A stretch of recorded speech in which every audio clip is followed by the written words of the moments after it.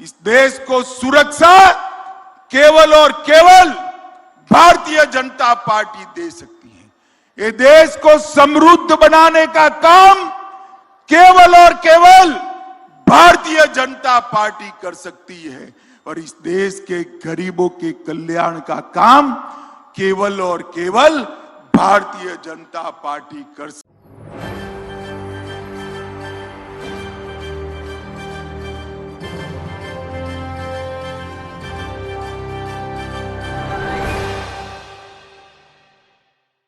राहुल गांधी लगातार अडानी मुद्दे को उठाते रहते हैं।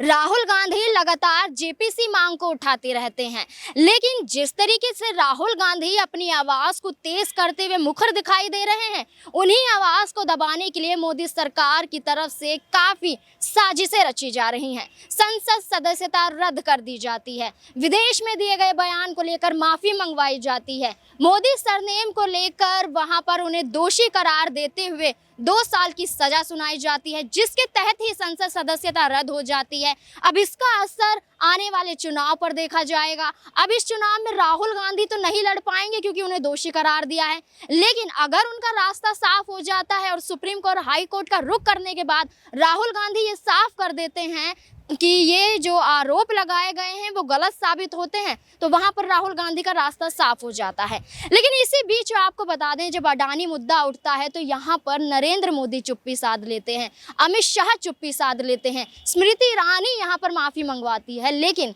क्या होगा उस मुद्दे का जिस पर चुप्पी साधे बैठी हुई है मोदी सरकार? नमस्कार, मैं नाज़मीन खान और आप देख रहे हैं SPN 9 न्यूज़। दरअसल भारतीय जनता पार्टी की तरफ से और केंद्रीय गृह मंत्री अमित शाह, जो चाणक्य के रूप में देखे जाते हैं, उनका एक वीडियो सामने आया है। वो जनता के समक्ष संबोधन करते हैं और भाषण में काफ़ी कुछ कहते हैं, कश्मीर के मुद्दों को उठाते हैं और कश्मीर के जरिए राहुल गांधी और पूरी तमाम कांग्रेस को घेरते हैं। वो कहते हैं कि कांग्रेस ने सिर्फ बोल बच्चन के अलावा कुछ भी देश के लिए नहीं किया है। इसी को दर्शाते हुए कश्मीर में भारतीय जनता पार्टी ने उस अनुच्छेद को लेके आए, 370 अनुच्छेद को हटाया, उसको लेकर यहाँ पर काफ़ी कुछ अमित शाह ने बोला है। और यहाँ पर कांग्रेस को घेरते हुए जिस तरीके से राहुल गांधी ने श्रीनगर में अपनी यात्रा समाप्त की थी, भारत जोड़ो, उस यात्रा को टारगेट करते हुए, कश्मीर का मुद्दा उठाते हुए, अडानी का मुद्दा गुम करते हुए काफ़ी कुछ कहते हुए नजर आ रहे हैं। देखिए रिपोर्ट। ये कश्मीर वो जो है वो भारत का है या नहीं है, बताइए भैया, जोर से बोलिए, है या नहीं है? धारा 370 हटनी चाहिए थी या नहीं हटनी चाहिए थी? ये कांग्रेस पार्टी आजादी से अब तक धारा 370 को लटकाती थी, भटकाती थी, अटकाती थी, नहीं हटाती थी।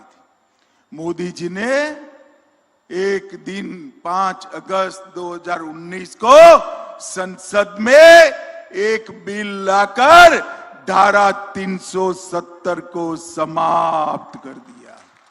और मित्रों, इसके साथ ही भारत माता का मुकुटमणि हमारा कश्मीर हमेशा के लिए भारत के साथ जुड़ गया। ये नरेंद्र मोदी ही कर सकते हैं और कोई नहीं कर सकता।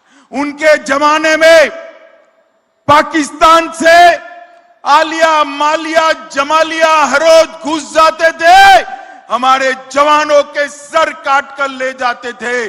कांग्रेस ऊफ नहीं करती थी, ऊफ। नरेंद्र मोदी जी ने जब पुलवामा और उरी में पाकिस्तान ने हमला किया, 10 ही दिन के अंदर सर्जिकल स्ट्राइक और एयर स्ट्राइक कर पाकिस्तान के घर में घुसकर आतंकवादियों का सफाया करने का काम नरेंद्र मोदी जी ने किया।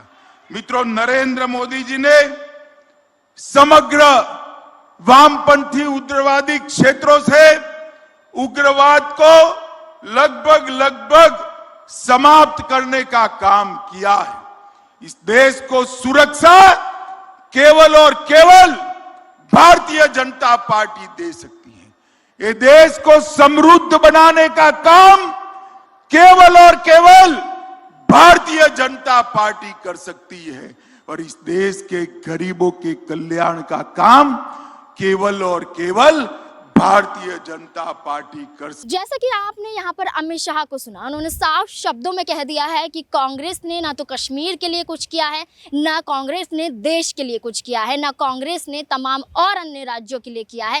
कांग्रेस सिर्फ और सिर्फ अपनी तरफ से बोलती है, कुछ करती हुई नजर नहीं आती। लेकिन जब आ जाता है अडानी का मुद्दा तो आप खुद देखेंगे कि कांग्रेस किस तरीके से जनता के मुद्दों को उठा रही है, लेकिन अमित शाह उस मुद्दे को उठने नहीं देना चाहते हैं। तो ऐसे में क्या साबित किया जाए कि अडानी मुद्दा उनके लिए इतना जरूरी हो जाता है कि 2024 के चुनाव को देखते हुए वो इस मुद्दे को इस कदर दबाने की कोशिश कर रहे हैं कि ये मुद्दा विपक्ष पर हावी हो जाए, ना कि मोदी सरकार पर। यहाँ पर राहुल गांधी माफी मांगे, ना कि पीएम नरेंद्र मोदी। अब ऐसे में जनता का पैसे खाने वाला अडानी जिस तरीके से पीएम नरेंद्र मोदी के पीछे छुपा हुआ है और उस पर अमित शाह का कोई बयान सामने ना आना और इस तरह की राजनीति करना और कश्मीर के मुद्दे को लेकर फिर से मुखरता के साथ इस मुद्दों को उठाते हुए कांग्रेस पर निशाना साधना कहां तक ठीक है, कमेंट बॉक्स में जरूर बताएं। धन्यवाद।